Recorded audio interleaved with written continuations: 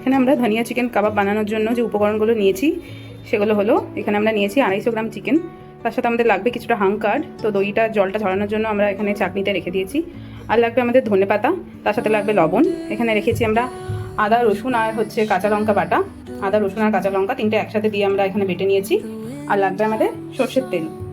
তো চলুন দেখে নেওয়া যাক কীভাবে আমরা বানাচ্ছি ধনিয়া চিকেন কাবাব। তো দেখুন, প্রথমেই আমরা এই যে ধনেপাতাগুলো যেগুলোকে আমরা সুন্দর করে ধুয়ে রেখেছিলাম, ধনেপাতাগুলোকে একটা মিক্সিং জারে দিয়ে সুন্দর করে একটা পেস্ট বানিয়ে নেব। তারপরে এটা আমরা যাব ম্যারিনেশনের পালায়। দেখুন এরকম হয়েছে পেস্টটা। এটাকে আমরা আরেকটু মিহি পেস্ট করে নেব। আর এটা জল ছাড়া বাটলেই ভালো হয়, তাহলে কাবাবের বাইন্ডিংটা খুব সুন্দর হবে। দেখুন বাটাটা ঠিক এরকম হবে। এর সাথে আমি 1 চামচ দইও মিশিয়ে নিয়েছিলাম, যাতে একটা ভালো মিহিভাবে এটা বাটা হয়ে যায়। এরপর আমরা যাব ম্যারিনেশনের পালায়। ম্যারিনেশনের জন্য প্রথমেই আমরা যে হাং কাটটা রেখেছিলাম সেই হাং কাটটা এর মধ্যে দিয়ে দেবো। দেখুন যে দইয়ের মধ্যে যতটা এক্সেস ওয়াটার ছিল সবটা বেরিয়ে গেছে।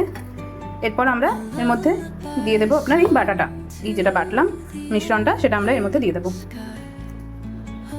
এরপর একে একে এর মধ্যে দিয়ে দেবো একটু লবণ। আর আমরা দিয়ে দেবো এই 1 চামচ মতো বেসন, 1 থেকে 1.5 চামচ মতো বেসন, জাস্ট এটা বাইন্ডিংটার জন্য।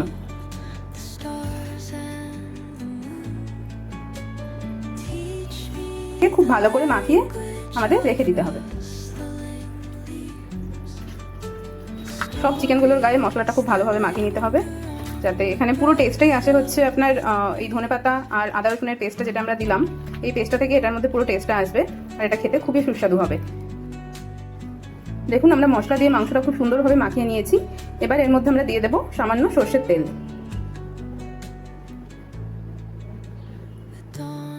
এবার এই তেলটা দেওয়ার পর আরও একবার আমরা ভালোভাবে পুরো জিনিসটাকে মাখিয়ে ফ্রিজে অ্যাটলিস্ট 2 থেকে 2.5 ঘন্টা আমরা রেখে দেবো।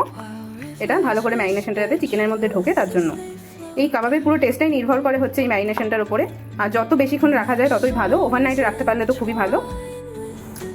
দেখুন এটা 3 ঘন্টা পর আমাদের চিকেনটা খুব সুন্দরভাবে এটা ম্যারিনেটেড হয়ে গেছে। এবার আমরা স্কিওয়ারের মধ্যে চিকেনগুলোকে লাগিয়ে এরকমভাবে লাগিয়ে নেওয়ার পরে কিছুটা ম্যারিনেশনের মশলাও আমরা উপর দিয়ে দেবো এর উপরে।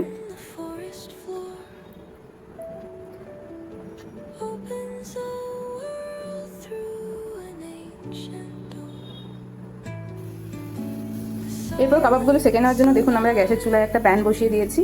আর এতে অল্প অল্প তেল দিয়ে আমরা কাবাবগুলো সেঁকে নেব।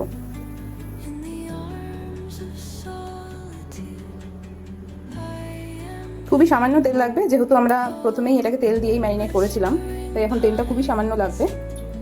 তেলটা গরম হয়ে যাওয়ার পরে আমরা একে একে কাবাবের স্টিকগুলো এর মধ্যে দিয়ে দেবো।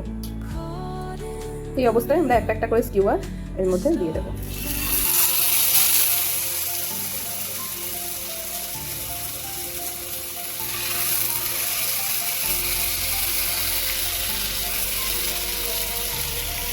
এটা এবার হতে কিছুটা সময় লাগবে, যেহেতু ম্যারিনেট করা আমাদের খুব বেশি সময় লাগবে না, তো আমরা এটাকে কিছুক্ষণের জন্য ঢেকে দিতে পারি, 1 থেকে 2 মিনিটের জন্য।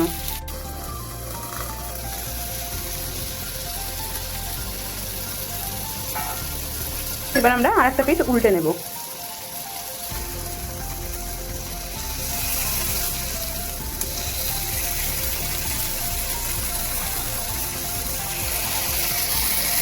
দেখুন ঠিক এরকম একটা পোড়া পোড়া কাটস আছে।